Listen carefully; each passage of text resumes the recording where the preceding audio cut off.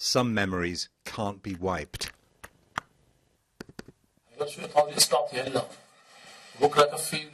When Bassam Wahbe, a shopkeeper, was kidnapped, his captors demanded a $1.5 million ransom. They filmed him begging his family to help. When the kidnappers didn't get what they wanted, they chopped off one of his fingers.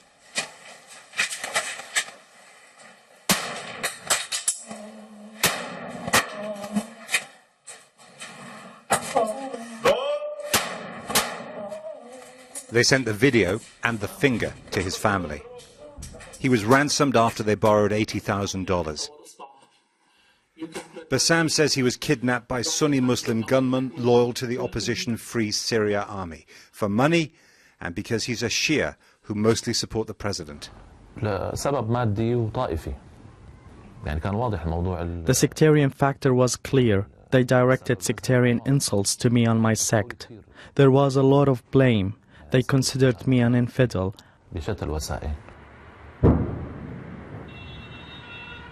The streets of Damascus used to be safe. Now they empty after dark.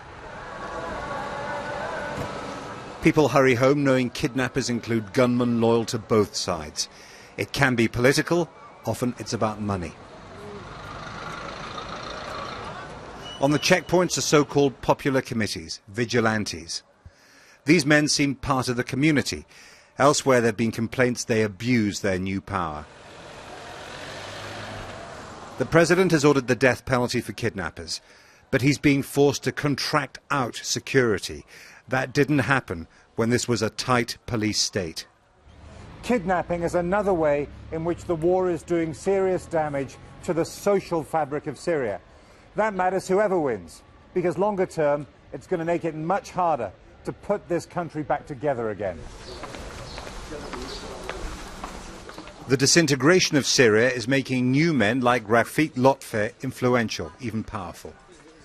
Rafiq negotiates with kidnappers. He helped release the man whose finger was cut off. He has police bodyguards, a sign of how close he is to the regime. He introduced me to leaders of the vigilantes in the old city of Damascus, and he claimed the rebels were losing. So these are local men who've got guns. All of them, they live here in this area. And they've been given these guns by the government to defend themselves? They ask. And they're necessary? Definitely. A 13-year-old boy called Omar stopped Rafiq, asking him to help get his kidnapped father released 41 days after he was taken.